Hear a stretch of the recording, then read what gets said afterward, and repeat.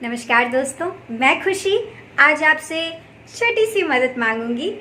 Actually मैं एक book लिखना चाहती हूँ आध्यात्मिक मनोविज्ञान पर। उसके लिए मुझे आपकी छोटी सी मदद चाहिए होगी कि मैं जो भी वीडियो अपलोड करूँगी उसके अंत में मैं आपसे एक प्रश्न पूछूंगी, ठीक है। उस प्रश्न का मुझे उत्तर दीजिएगा बिल्कुल दिल से, कोई किताबी उत्तर नहीं जो आपने कभी पढ़ा सुना हो, वो उत्तर जो आपके अंदर से आता हो और आपके अनुभव, अपने अनुभव और अपने ध्यान के अनुभव, इन सबका समेकन करके मैं आध्यात्मिक समझ को बढ़ाने के लिए एक बहुत सुंदर किताब लिखूंगी। मैं उन सारी चीज़ों को समझ के एक ध्यान भी डिज़ाइन करने की सोच रही हूँ। आपकी थोड़ी सी मदद मिले तो शायद हम लोगों का जीवन बहुत आसान हो जाए। आज आपके सामने फिर एक सवाल लेकर हाजिर हुई हूँ।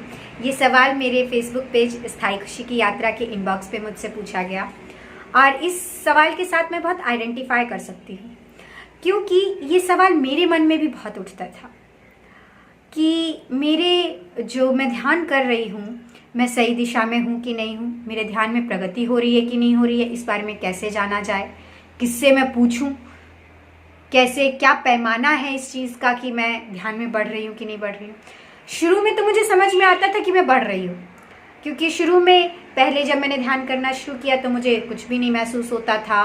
फिर 10-15 दिन बाद ऊर्जा चक्र का महसूस होना शुरू हुआ, कुछ महसूस होता था कि हाँ ऊर्जा सी कुछ बन रही है, कुछ तो हो रहा है। तो वो मुझे समझ में आया कि हाँ ये हो रहा है। फिर कुछ दिन बाद हृदय चक्र पे ऊर्जा फील हुई, उससे अच्छा सा लगता था, कुछ लगता था, तो वो महसूस हुआ कि चलो बढ़ रहा है, कुछ अच्छा हो रहा है। फिर आज्ञा चक्र पे दर्द का महसूस हुआ, फिर मुझे लगा कि हाँ कुछ तो हो रहा है। भले ही इसकी वजह से मैंने एक किस्सा सुना ही दिया है, फिर से क्या रिपीट करूं कि मैंने बंद कर दिया था ध्यान बहुत दिन करना। नेगेटिव चीज़ें मेरी सच होने लगी थी उसकी वजह से। लेकिन ये तो समझ में आया कि मैं कुछ कर रही थी तो कुछ हो रहा है। तो जब तक आप कुछ करते हो और कुछ होते रहता है, कुछ नया नया, तो फिर समझ में आता है कि हाँ प्रगति हो रही है। लेकिन फिर जब ध्यान बंद कर दिया और फिर मैंने शुरू किया तो फिर वही सब अनुभव शुरू हुए और फिर एक स्टेज आई जहाँ पर मुझे कुछ नया होना बंद हो गया। मतलब मैंने जो हृदय चक्र को महसूस किया, आज्ञा चक्र को महसूस होना, और फिर कुछ नया होना बंद हो गया। फिर बहुत मैंने जब कोशिश की कि नहीं नाभि चक्र भी होता होगा, और भी चक्र है, मुझे और चक्र क्यों नहीं महसूस होता है, तो बहुत सारी क्रियाओं से और बहुत सारी प्रक्रियाओं से फिर मुझे थोड़ा बहुत नाभि चक्र महसूस होना शुरू हुआ। नाभि चक्र मेरे को रेगुलर महसूस नहीं होता है, अभी भी नहीं होता है, लेकिन कोशिश करने पर होता है नाभि चक्र महसूस। जबकि मैं ध्यान ज़्यादा बीच में मैंने सारा ध्यान मैं नाभि चक्र पे ही करती हूँ। अब तो मैं किसी चक्र पे ध्यान नहीं करती, मैं सिंपल ध्यान करती हूँ। लेकिन ये सवाल मैं कहूँ निरंतर मेरे मन में ये चलता था कि मैं कैसे पता लगाऊं कि क्या पैमाना है, मैं ध्यान में प्रगति कर रही हूँ कि नहीं कर रही हूँ, मैं वहीं अटक गई हूँ, क्योंकि कुछ भी नया नहीं समझ में आ रहा था। मुझे सिर्फ वही चीज़ें हो रही थी, मैं ध्यान में बैठती थी, वही चीज़ें होती थी, अच्छा लगता था। मुझे ये समझ में आ रहा है कि हाँ हमको अच्छा लग रहा है, अच्छी फीलिंग्स आ रही हैं, लेकिन ये नहीं समझ में आता था कि कुछ बढ़ नहीं रही, मैं कुछ आगे नहीं हो रहा है। तो मैंने बहुत लोगों से पूछा कि क्या हो रहा है, तो जितने लोगों से पूछो वो उतनी तरीके की बातें करते हैं, कहीं मुझे सही सल्यूशन नहीं मिला इस सवाल का, मुझे कोई जवाब नहीं मिला। फिर एक दिन एक बंदा, बहुत ही नॉर्मल बंदा, वो मुझे नॉर्मल बंदा इन द सेंस कि वो ध्यान मार्ग का नहीं था बंदा, या वो मार्ग का ही नहीं था, वो किसी स्पिरिचुअलिटी का कोई प्रैक्टिस नहीं कर रहा था, लेकिन उससे बात करते समय मुझे अचानक से कुछ इंसाइट्स आई। मैं यूं ही वो मुझसे ध्यान के बारे में पूछ रहा था, वो मुझसे पूछने आया, लेकिन मैंने उससे कुछ सीख लिया। वो मुझसे ध्यान मार्ग के बारे में पूछने आया कि आप किस तरह से ध्यान करती हैं, कैसे करती हैं। तो मैंने उसे बताया कि मैं ऐसे ऐसे ध्यान करती हूँ। फिर मैंने कहा कि अभी मेरी प्रगति रुक गई है, पता नहीं क्यों रुक गई है और मुझे क्या करना चाहिए, मुझे समझ में नहीं आ रहा है। तो उसने मुझसे कहा कि आपको ऐसा कैसे लगता है कि आपकी प्रगति रुक गई है। मैंने कहा कुछ नया नहीं हो रहा है, जो होता था वही हो रहा है, कुछ नया नहीं हो रहा है, कोई परमानंद से मेरी मुलाकात नहीं हो रही है, वही जो बूंद है वही बूंद ही से मैं मिल पाती हूँ, वो सागर कब मेरे अंदर उतरेगा, जिस सागर की बात करते हैं उसकी मुझे उत्सुकता है, वो सागर नहीं आ रहा है मेरे अंदर। तो उसने मुझसे कहा कि आप, मतलब वो बंदा मुझे बहुत दिनों से जानता है, तो उसने कहा कि आपको क्यों नहीं समझ में आ रहा है कि आपके अंदर बहुत बड़े चेंजेस आ रहे हैं। मैंने कहा कौन से चेंजेस?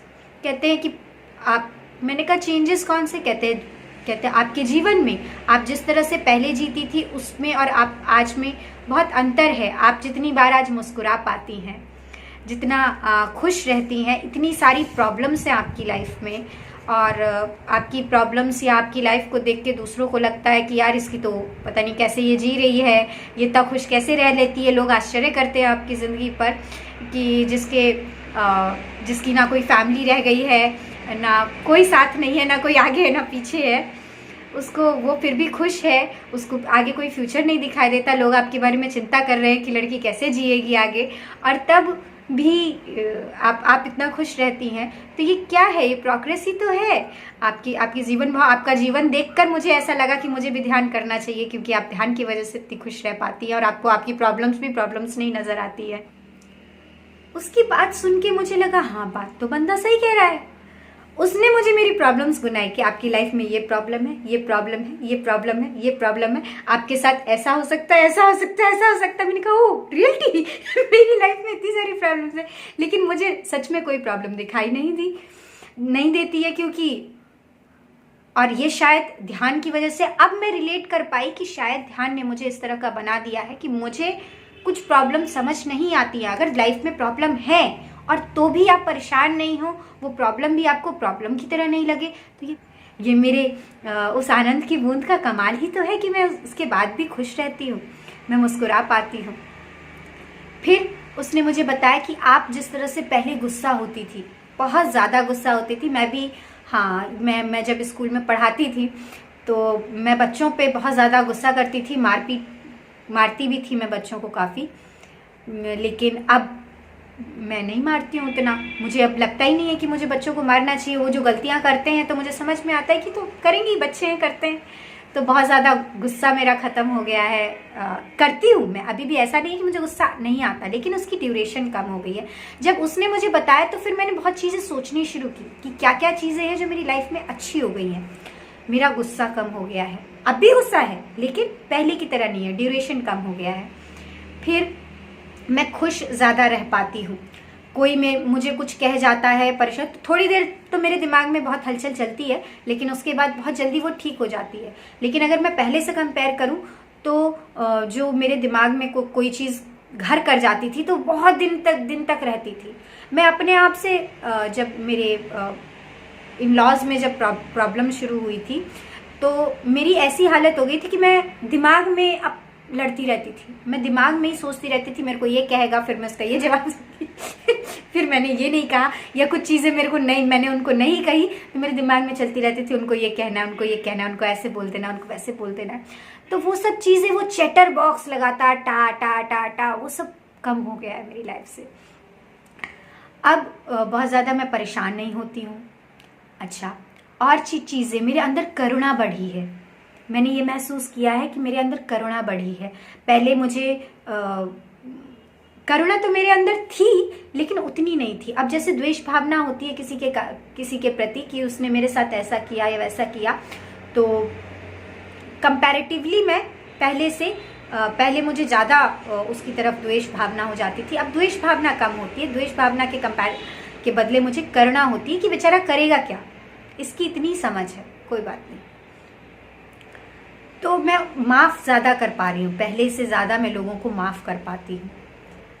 और एक जो सबसे बड़ा चेंज जो मुझे ऐसा लगता है ध्यान से मेरे जीवन में आया है, वो है मेरा आलस का कम होना। मैं बहुत आलसी थी। बहुत आलसी होने का मतलब कि ये सोच लो कि मुझे ध्यान करने के लिए भी मैंने आदमी रख रखा था, यानी अपने फ्रेंड्स लोगों को बोल रखा था कि मुझे उठा देना सुबह 4 बजे, या फिर रात में मुझे ध्यान करना हो ना, एक बार मुझे कॉल करके बोलना कि ध्यान कर लो। मतलब मैं अपने आप ध्यान भी नहीं करती थी। मतलब इतनी मेरे को अंतर प्रेरणा की इतनी ज़्यादा कमी हो जाती थी कि आलस लगता था कि मैं हर चीज़ कल पे टाल दे, हर चीज़ कल पे टालने वाली मेरी आदत थी। हर चीज़ में आलस, सुबह उठने में आलस लगता था। कुछ मैं अपने अंदर महसूस करती हूँ, मैं उतना आलस अब मेरे अंदर नहीं रहा, या मेरे अंदर उतनी समझ बढ़ी है कि ध्यान करना है मुझे अपने अच्छे के लिए, तो कोई और मुझे इसके लिए नहीं उठाने की ज़रूरत है कि कोई और मुझे उसके लिए उठाए। मैं खुद सुबह उठती हूँ, ध्यान करती हूँ। मैं काम भी पहले के मुकाबले, काम तो पहले भी करती थी, लेकिन पहले मैं वही काम करती थी जो मेरी मजबूरी होती थी, तो जो मजबूरी में मुझे काम करना पड़ता था। लेकिन अब मैं वही काम, जैसे काम करती हूँ, मैं सरकारी नौकरी करती हूँ। सरकारी नौकरी में आदमी थोड़ा सा लेजी हो जाता है, तो मैं भी थोड़ी सी लेजी हो गई थी। मैंने जितनी शिद्दत से मुझे काम करना चाहिए था, मैं उतनी शिद्दत से काम नहीं करती थी। लेकिन अब जो है, अब मजबूरी ना होने के बावजूद अब मुझे ये समझ में आता है, ये होश आता है कि मैं जिस चीज़ के पैसे ले रही हूँ वो काम मुझे शिद्दत से करना चाहिए, वरना मेरा जो पैसा है वो जो अन्न मैं खाऊंगी वो मेरा सफल नहीं होगा। तो मेरे अंदर ये आत्मा जग रही है, ये जागृति आ रही है कि जो भी मैं काम करूं वो थोड़ी शिद्दत से करूं, ताकि उस वो काम मेरा फलित हो, तब वो होगा। अब मुझे ध्यान करना है, तो अब मुझे ये होश रहता है कि ध्यान कर रही हूँ मैं अपने फायदे के लिए, या मुझे ध्यान से प्रगति होती है तो मुझे अपने आप उस पर ध्यान देना है, उसके लिए समय पर उठना है, समय से ध्यान करना है, उस ध्यान को टालना नहीं है, या फिर कुछ जो भी प्लान्स करने हैं या घर का काम करना है, कोई भी काम, मैं पहले की तरह आलसी नहीं रह गई हूँ। तो ये चीज़ भी मेरे ध्यान से प्रकट, किसी भी काम के लिए जो शिद्दत और श्रद्धा चाहिए वो ध्यान ने मेरे अंदर पैदा की है, वो होश मेरे अंदर पैदा की है कि मेरा जीवन है, अगर मुझे खूबसूरत बनाना है तो ये आलस छोड़ना होगा। तो ध्यान बहुत काम करता है। देखोगे, समझोगे, तब समझ में आएगा। चमत्कार ही हो जाए कि मैं ये चीज़ें हिला पाऊँ, को आसमान में उड़ने लगूँ, तभी ध्यान सफल है, ऐसा नहीं है। हमारी जीवन जितना खूबसूरत होते जा रहा है वो ध्यान की सफलता है। तो शायद यही ध्यान का परिणाम है कि धीरे धीरे ये आपके विकारों को कम करेगा। बाकी कोई चमत्कार मेरे जीवन में ऐसा तो अभी नहीं घट रहा है, शायद वो भी एक स्तर आने पर होगा, लेकिन सफाई ज़रूर हो रही है। ये पहले मैंने गौर नहीं किया था, ये गौर मैं अब कर रही हूँ कि मेरे जो विकार हैं वो धीरे धीरे घट रहे हैं, आनंद है वो धीरे धीरे बढ़ रहा है। और मेरे हिसाब से यही ध्यान का पैमाना है कि आप अपने अंदर महसूस करिए कि आपके अंदर आनंद कितना बढ़ रहा है, आपकी जो प्रॉब्लम्स हैं उनके साथ आप कितने अच्छे से मैनेज कर पाते हो, कितनी कम देर के लिए आपका भी, मैं ये नहीं कह रही कि तुरंत आपका क्रोध खत्म ही हो जाएगा, कितनी देर के लिए आपकी क्रोध की इंटेंसिटी रहती है, कितनी ज़ोर से आता है, फिर कितनी देर तक रहता है, कितनी जल्दी ख़त्म हो जाता है, आपकी करुणा कितनी देर तक, आपके अंदर करुणा कितनी जन्म रही है, आप लोगों को माफ़ कितनी जल्दी कर पाते हो, आपके विकार जो अपने अंदर के हैं वो कितने दिखाई देते हैं। पहले मुझे दिखाई नहीं देते थे, दूसरे के दोष दिखाई देते थे, अपने नहीं देते थे। दूसरों के दोष से ज़्यादा अपने दोष भी दिखाई देते हैं, और जब दोष दिखाई देते हैं तो अपने विकारों को मैं कम कर पाती हूँ। ठीक है, तो मुझे लगता है कि ध्यान का यही पैमाना है। अपने अनुभव से मैं इतना ही बता पाऊँगी, बाकी आपसे बात करती रहूँगी। पहली बार जब आपने ये सोचा कि मुझे ध्यान करना चाहिए, तो ये ख्याल आपके मन में क्यों आया? इस सवाल का जवाब मुझे ज़रूर दीजिए, चाहे मुझे कमेंट करके दीजिए, चाहे इनबॉक्स में दीजिए। ठीक है।